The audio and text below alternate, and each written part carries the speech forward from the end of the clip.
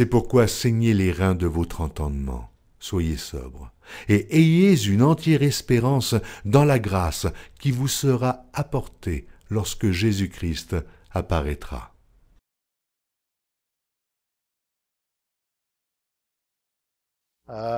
C'est un sujet d'actualité, et puis je vais vous dire pourquoi je tenais à le traiter. C'est important qu'on puisse avoir une opinion sur euh, les choses qui se passent autour de nous. Et puis donc, on va aller dans la prière et que Dieu bénisse ce qu'on va voir ce matin. Tendre Père, que tu puisses bénir ta parole, bénis nos moniteurs d'école du dimanche, que vraiment nos enfants grandissent bien dans tes voies, Seigneur. Merci pour ce que Serge a lu ce matin, c'était bon. De se rappeler, de vraiment voir toute la complexité de ton œuvre, Seigneur. Comment c'est important que les lieux célestes soient purifiés par le sang de Jésus-Christ. Seigneur, merci pour ça. Ça nous dépasse, en tout cas, comme plan. Là. Puis, merci pour ta grandeur au travers de ça, Seigneur, ta sagesse, parce que toi, tu comprends pourquoi Jésus devait mourir. Nous, pour nous, c'est encore flou un peu, mais pour toi, Seigneur, c'est tellement clair. On veut te remercier. On veut te demander de bénir le message ce matin, Seigneur. Bénis aussi les autres églises. Que ton œuvre avance, Père. Comme on a vu ce matin, celui qui est pour moi n'est pas contre moi. On veut être pour toi ce matin, Seigneur. Bénis-nous. Bénis nos frères, nos sœurs qui sont pas ici. Que tu leur donnes une passion pour ton Église. Que vraiment, Seigneur, s'il y a un refroidissement chez certains, ou Seigneur, un relâchement, je te prie, Seigneur, de te souvenir d'eux ce matin pour leur faire grâce, de fortifier leur foi. Et de les amener, Seigneur, à réaliser combien ceci est une question éternelle. Dans le nom de Jésus. Amen. Alors,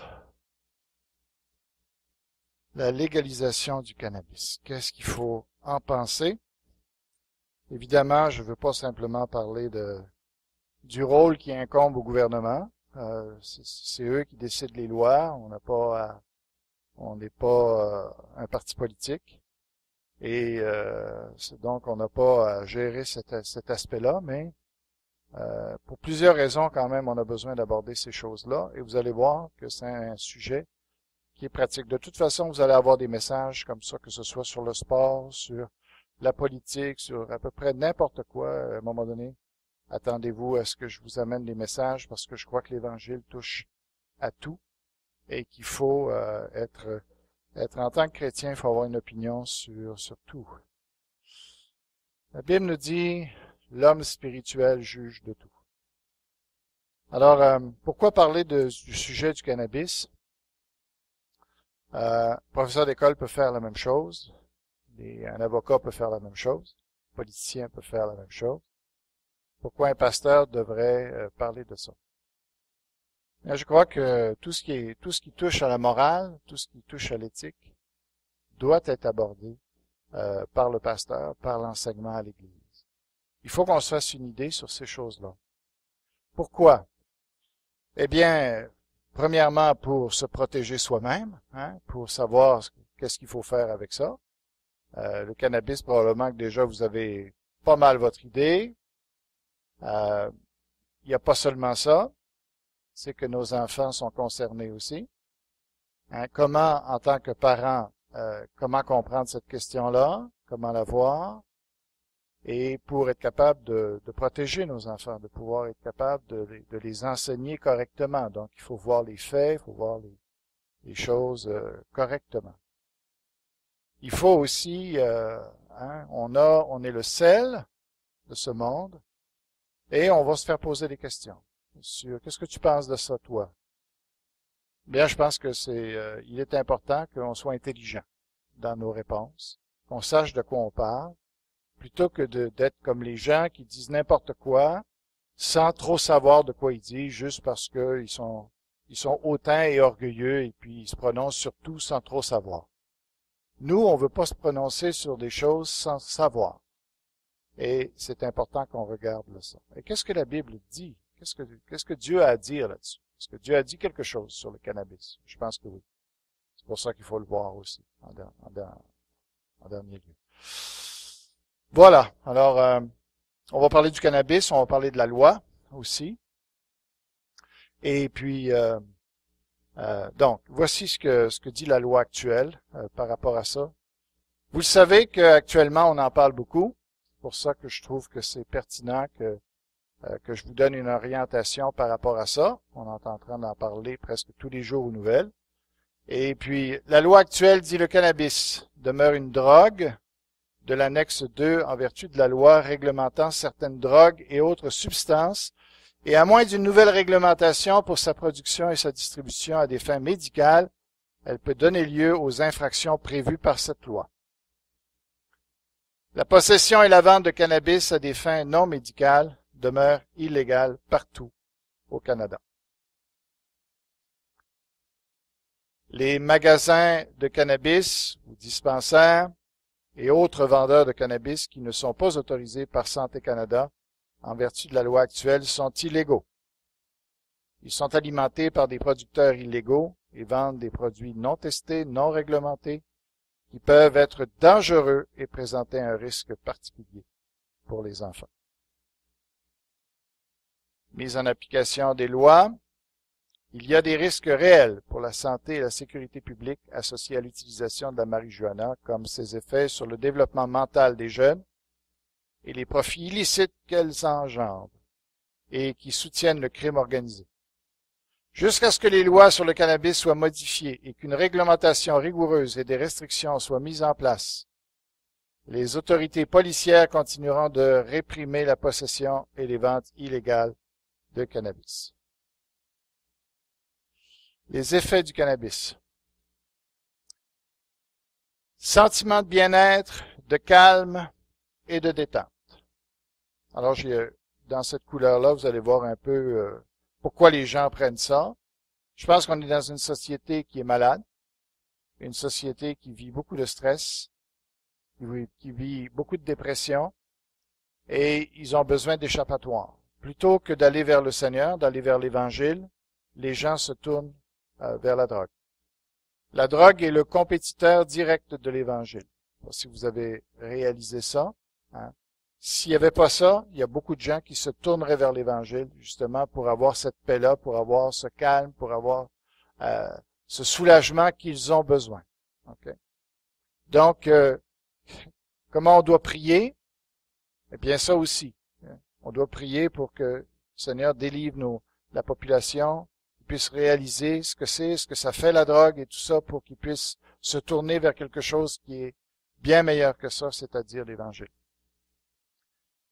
Ce que ça fait, c'est changement dans les perceptions. Par exemple, les couleurs sont plus éclatantes, les sons plus distincts. Impression d'être plus ouvert d'esprit, créatif et imaginatif. Donc, c'est des attraits qui sont là, qui encouragent les gens à prendre ces substances-là, dont le cannabis. Voici des effets qui sont plutôt négatifs. Diminution de la concentration et de la mémoire à court terme. Désorientation, modification de la perception du temps et de l'espace. Ces effets peuvent causer beaucoup d'anxiété. Mauvaise coordination des mouvements et manque d'équilibre. Ça peut nous aider à comprendre ceux qui prennent ces choses-là, les défis aussi, en tant qu'Église, lorsque les gens veulent se sortir de là, ok, ou s'ils ont connu ça en abondance, ça peut nous aider à comprendre les problèmes qui sont reliés à leur comportement. Somnolence, augmentation du rythme cardiaque, et j'en passe. Okay? Je les ai pas toutes données, mais la liste est plus longue que ça. Oui, Dorcas? L'effet le plus important, il n'est pas marqué présentement, mais comme l'alcool, ça fait des changements neuronaux. Donc, au niveau comportemental, à long terme, ça change le comportement, la perception, puis le cerveau se modifie aussi. Là, j'ai parlé des effets. C'est plus superficiel que ce que tu viens de donner. OK? Mais là, dans les risques, on va voir ce que tu mentionnes. Donc, les risques du cannabis, cancer de la gorge, des poumons. Donc, pour nous, ça nous concerne. Parce que les gens, des fois, viennent dire, bien, voulez-vous prier pour moi? Ben, peut-être que c'est bon aussi de réaliser avant de commencer à consommer ces choses-là que ça peut engendrer des problèmes. Dire des choses blessantes à quelqu'un qu'elle aime. Donc, un peu comme avec l'alcool, tu perds conscience de ce que tu fais, de ce que tu dis. Conduire sous l'effet du cannabis ou penser qu'il est peu risqué de monter dans un véhicule conduit par une personne qui a consommé elle aussi. Risquer de se blesser à cause de son manque de coordination et d'équilibre. Diffuser sur les réseaux sociaux des images ou des propos qui pourraient lui nuire si des proches ou un employeur en prenaient connaissance. Se bagarrer, parfois même avec un ami ou un membre de la famille. Avoir une relation sexuelle non protégée pouvant entraîner une grossesse imprévue ou une infection transmissible sexuellement. Poser des actes qui peuvent lui nuire ou causer du tort à d'autres personnes, comme commettre des délits. Ça crée une dépendance psychologique, c'est que de plus en plus tu en as besoin, et tu vas être obligé d'augmenter même tes doses, plus tu vas aller, et éventuellement même changer de drogue pour aller dans de plus en plus fort. Dépendance physique aussi, parce que ça agit sur le corps. Tu peux avoir des tics ou des gestes qui sont pas contrôlés, des choses comme ça, des mal à l'aise en toi-même. Donc, et puis quand tu veux te sevrer de ça, ben ça devient difficile. Une baisse de motivation et d'intérêt. Des problèmes de mémoire et de concentration. Des hallucinations. Ça peut amener jusque-là. Alors, M. Trudeau veut changer la loi. OK?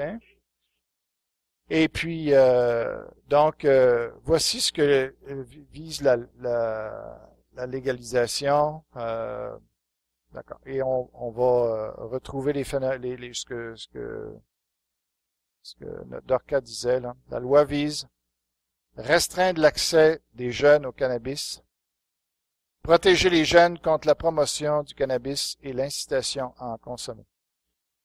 On n'a pas besoin de changer une loi, à mon avis, pour ça. D'accord, ça c'est un petit peu de la poudre aux yeux avec ce qu'on veut faire avec cette nouvelle loi. Okay? Parce que ça, on peut faire ça tout de suite. Ça dépend si on met des millions pour faire une publicité qui informe vraiment la population, puis les jeunes, ce qui ne s'est pas fait beaucoup. OK? Donc, ça, je veux dire, ça, à mon avis, c'est pas un argument ou c'est pas quelque chose que la nouvelle loi va emmener nécessairement. Il pourrait faire ça déjà tout de suite. On est d'accord avec ça? Alors, ce que j'ai réalisé en étudiant la question, c'est c'est surtout les jeunes, c'est eux qui est visé particulièrement par cette loi-là, ou en tout cas, c'est pas les jeunes qui sont visés. On est d'accord que encore les jeunes ne devraient pas prendre de la drogue, ok? Mais on veut légaliser les plus vieux, qu'eux, on leur fasse pas de problème avec la loi, ok? Les plus vieux. Mais ça ne règle la loi finalement ne réglera absolument rien pour la jeunesse, ok? On va juste finalement essayer de les convaincre de ne pas y toucher. OK? On va dans ce sens-là, mais c'est à peu près tout ce qu'on va, je pense que ça va être tout ce qu'on va faire pour protéger la jeunesse, contre donc la nouvelle loi ne changera absolument rien pour les jeunes. Sauf de les criminaliser, on les criminalisera pas, comme on va pas criminaliser les adultes. OK? Ça, c'est dans la loi. Mais au niveau de l'impact que ça va avoir sur les jeunes, ça, je veux dire, c'est quelque chose on n'a pas besoin de changer de loi pour ça. Est-ce qu'il y a des questions par rapport à ça? Oui. Ça va devenir comme l'alcool. Les gens n'ont pas le droit de prendre l'alcool, mais les adultes, oui. Ça fait comme comme un exemple. Ouais. Mais on sait très bien, oui, tu as tout à fait raison, puis on sait très bien, de toute façon, que les jeunes en prennent autant que les adultes. OK?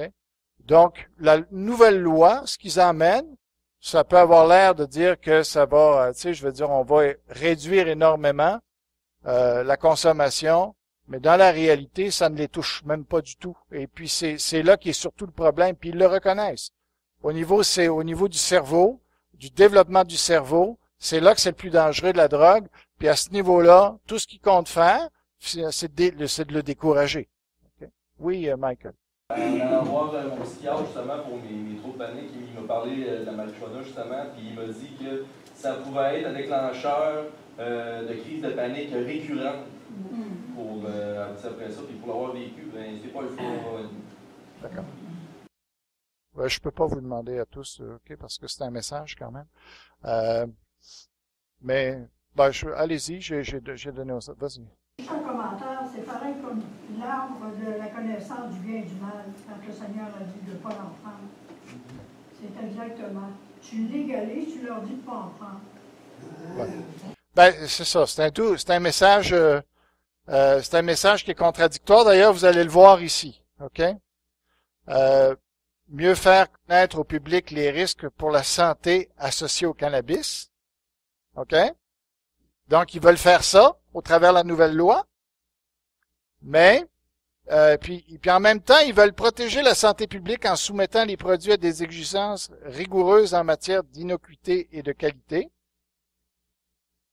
Et permettre aux adultes d'avoir accès à du cannabis réglementé, légal, dont la qualité est contrôlée et d'en posséder. Il me semble que c'est contradictoire. Tu sais,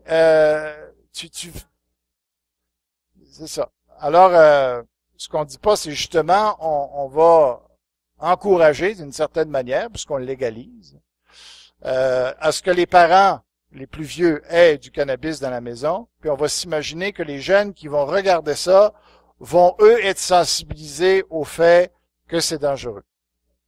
Ça n'a aucun bon sens. OK? Bon, alors moi, je ne veux pas être du genre, parce qu'on est chrétien, qu'il faut s'opposer à tout. OK? Je ne crois pas cela. Il faut être intelligent dans nos oppositions. Je crois qu'il faut réfléchir. On a souvent le réflexe, pour être un bon chrétien, il faut s'opposer à ce qui se fait dans le monde. Moi, je pense pas que c'est la définition d'un chrétien. Okay?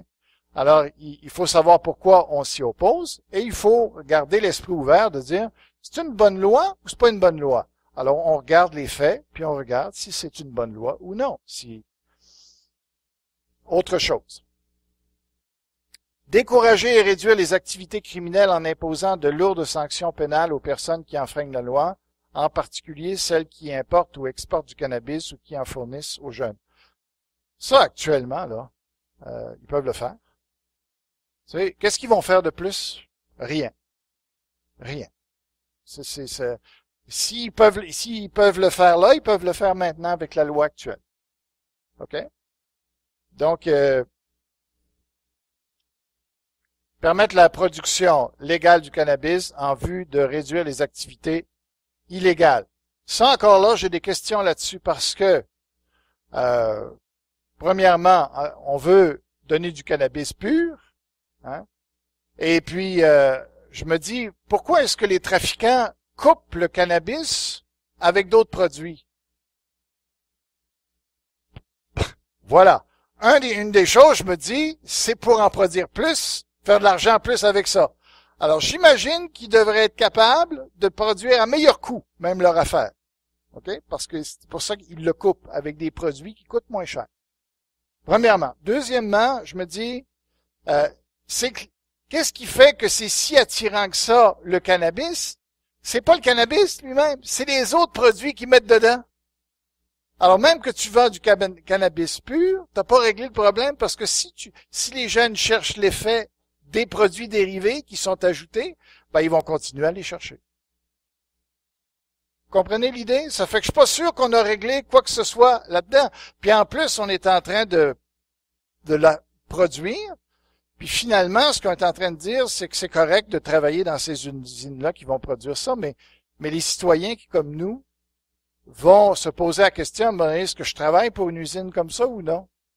Alors, si c'est pas bien de produire ça, en tout cas, si on veut pas encourager ça parce que c'est pas bon pour la santé, je pense que le gouvernement devrait protéger ses citoyens aussi d'avoir des entreprises comme ça qui nous exposent à produire des choses qui sont pas bonnes. Vous me suivez dans le raisonnement? Okay. en tout cas. Réduire le fardeau imposé au système de justice pénale. Tout à fait vrai. Ça, c'est vrai que c'est d'une lourdeur maintenant, c'est ce qu'on essaie de faire pour justement, pour empêcher, punir ceux qui les contrevenants, mais c'est parce que leurs lois sont inefficaces à cause, comme on va le voir, du fait que les sentences sont ridicules. Alors, les vraies raisons peut-être, à mon avis, qui sont derrière tout ça, on est dépassé par la situation et n'arrivons pas vraiment à enrayer le problème. OK? Alors, plutôt que ils ont avoué, c'est un constat d'échec. À mon avis, ce qu'ils sont en train de faire, en changeant de loi, c'est un constat d'échec, qu'ils sont pas capables de contrôler ça. Et puis, finalement, ils le légalisent, parce qu'ils savent plus quoi faire avec ça. Manque d'effectifs policiers, collusion, parce que là aussi, vous le savez, qu'il y en a qui se graissent la patte avec ça. Les sanctions pour les trafiquants sont insignifiantes. C'est un problème de base de notre système de justice. On ne veut pas donner des sentences qui dissuaderaient vraiment les gens. Alors, tu sais, on donne toujours des petites sentences, bonbons, qui fait qu'on étire le problème, mais on ne le règle jamais. Ça coûte cher au système de santé. Hein? Alors, ils veulent économiser là-dessus.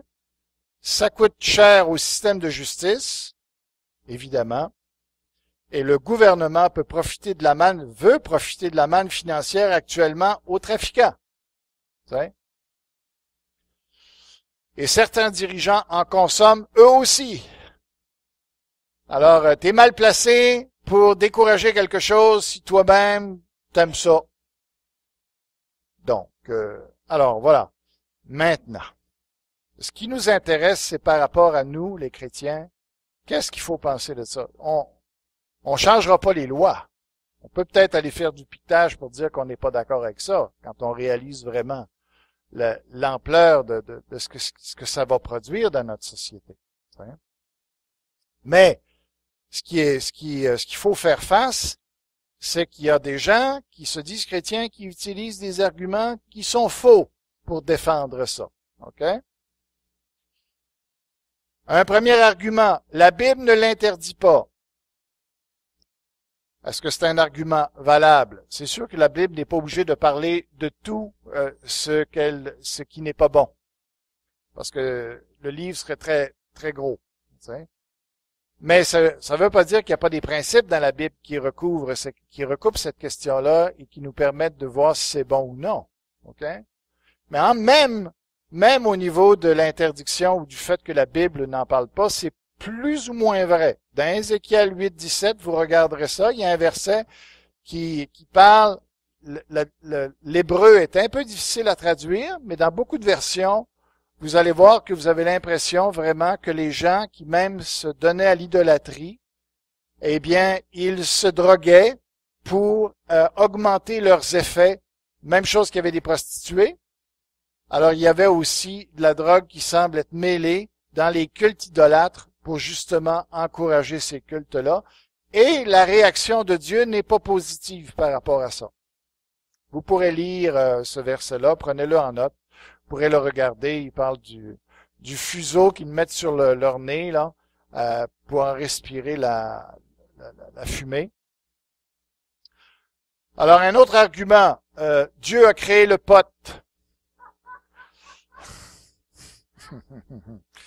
Alors, moi je réponds à ça, il n'y a pas de mode d'emploi sur le pot. OK? C'est la même chose. C'est pas parce que Dieu a créé des piranhas que tu es obligé de mettre une personne dans un bain puis de mettre les piranhas avec parce qu'ils ont des dents, voir si c'est ça l'utilité. Vous me suivez? Alors, Dieu peut avoir multiples raisons pour avoir créé les choses. Tu sais? Alors, il faut faire attention avec un argument semblable. OK?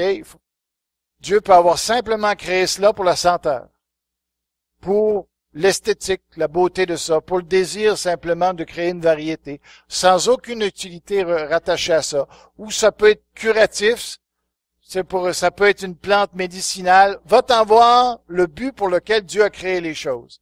De dire qu'il l'a créé pour qu'on le fume, ben c'est pas convaincant comme argument du tout. D'accord? Dieu veut qu'on se calme.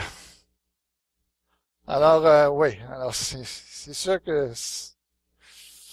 Maintenant, la Bible nous dit que la paix vous soit donnée. Donc, Dieu s'attendait à ce qu'on trouve notre calme et notre paix en lui, pas dans la boucane.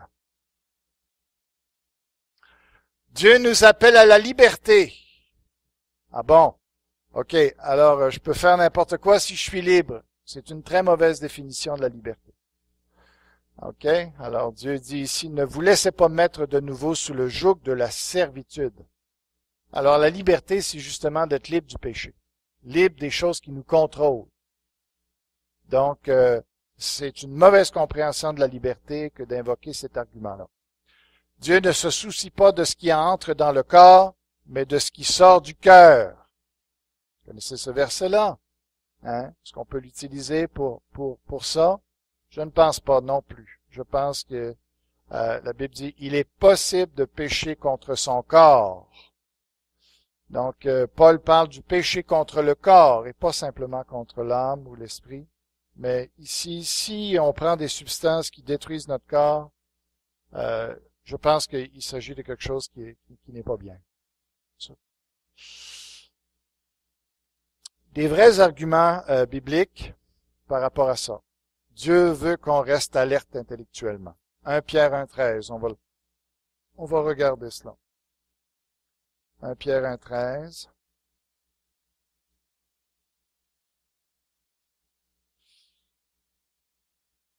Alors, si vous regardez juste le contexte, les prophètes qui ont prophétisé touchant la grâce qui vous était réservée ont fait de ce salut l'objet de leur recherche et de leur investigation. Ça, c'était le verset 10. Le verset 11. Ils voulaient sonder l'époque et les circonstances marquées par l'Esprit de Christ qui était en eux et qui attestait d'avance les souffrances de Christ, et la gloire dont elles seraient suivies. Il leur fut révélé que ce n'était pas pour eux-mêmes et pour vous qu'ils étaient les dispensateurs de ces choses, que vous ont annoncé maintenant ceux qui vous ont prêché l'Évangile par le Saint-Esprit envoyé du ciel, dans lequel les anges désirent plonger leur regard. C'est pourquoi saignez les reins de votre entendement. Alors, il y a trois commandements ici qui nous sont donnés par rapport à notre intellect. Notez bien. Il faut d'abord saigner les reins de notre entendement. Deuxièmement, il faut être sobre. Troisièmement, il faut avoir une entière espérance dans ce que Jésus va nous apporter.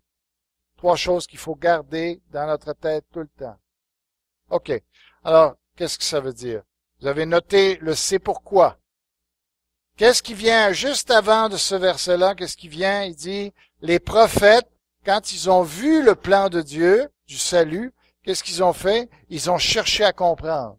Ils ont fouillé. Ils ont cherché. OK? Ils ont mis leur intelligence au service d'une meilleure compréhension du plan de Dieu. C'est pourquoi saignez les reins de votre entendement. Quand quelqu'un travaillait au champ ou quand un soldat allait à la guerre, ce qu'il faisait, il prenait sa robe pour éviter que ça vienne le gêner dans ses mouvements. Il prenait sa robe et il mettait ça dans sa ceinture pour pouvoir dégager ses jambes, parce que les hommes portaient des vêtements longs, aussi des robes, si on peut les appeler comme ça. Okay? Alors on les mettait comme ça pour avoir une liberté de mouvement. Il nous dit, faites ça avec votre tête. Autrement dit, ne permettez à rien qui nuise à votre avancement intellectuel, à ce que vous compreniez bien ce qui est en question dans la parole de Dieu. On doit se mettre au travail, on a la responsabilité de comprendre tout ce que Dieu a marqué dans ce livre-là. On doit faire l'effort intellectuellement de le comprendre. Est-ce que la drogue va nous aider avec ça? Certainement pas.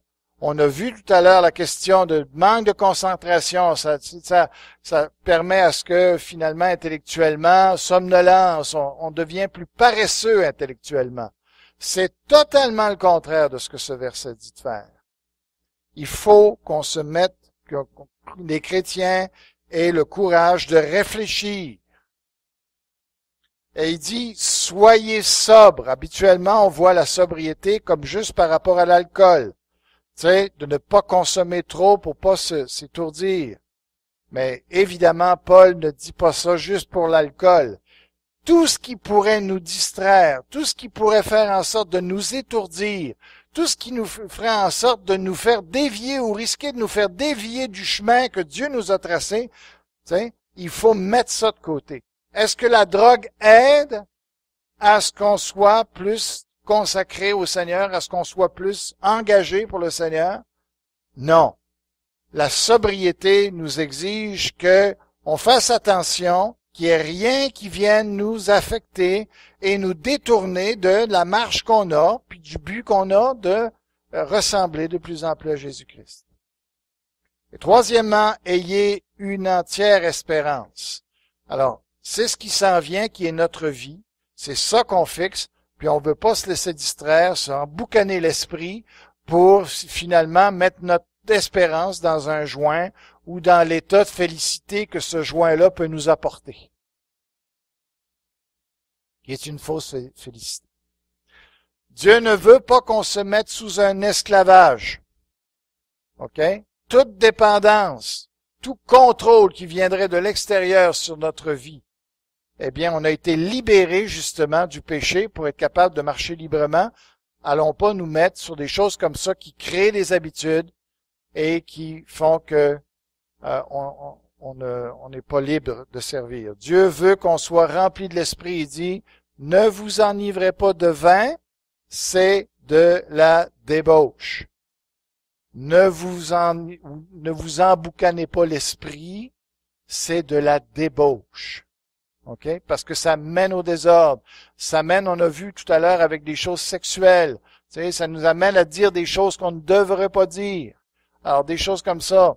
Alors, ici, ce que Dieu veut, c'est qu'on soit pas rempli de boucan ou de n'importe quelle autre substance. Parce que ça s'applique à la boisson, ça s'applique à la colle, ça s'applique à tout ce que l'homme peut imaginer pour se troubler. Soyez remplis de l'esprit. Et, autrement dit, l'esprit est capable de nous apporter dans notre vie ce que l'on cherche dans ces choses-là. Dieu veut qu'on dépense sagement. Il nous donne des ressources et on va avoir à rendre des comptes sur ces choses-là. Donc, je pense pas que ce soit une bonne dépense que de dépenser sur ces choses-là. Dieu ne veut ni la paresse ni l'oisiveté. Alors, 1 Timothée 5,13.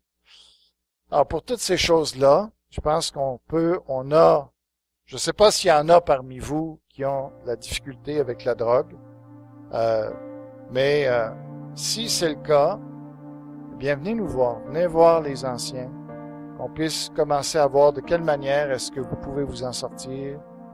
C'est important. Mais aussi, par rapport à vos enfants, j'espère que ça vous aide à comprendre mieux comment vous pouvez les éduquer par rapport à ça.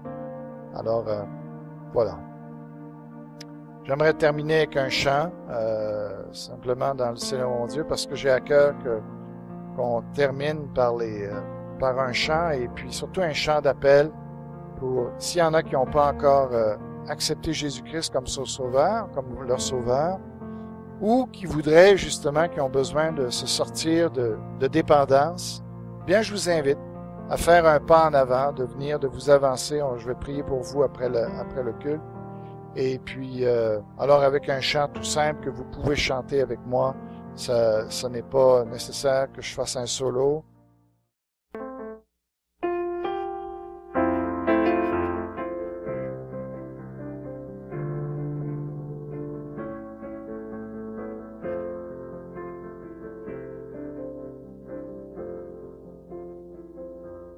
Tu peux naître de nouveau, tu peux tout recommencer, balayer ta vie passée et repartir à zéro, avec Jésus pour berger. Et repartir à zéro, avec Jésus.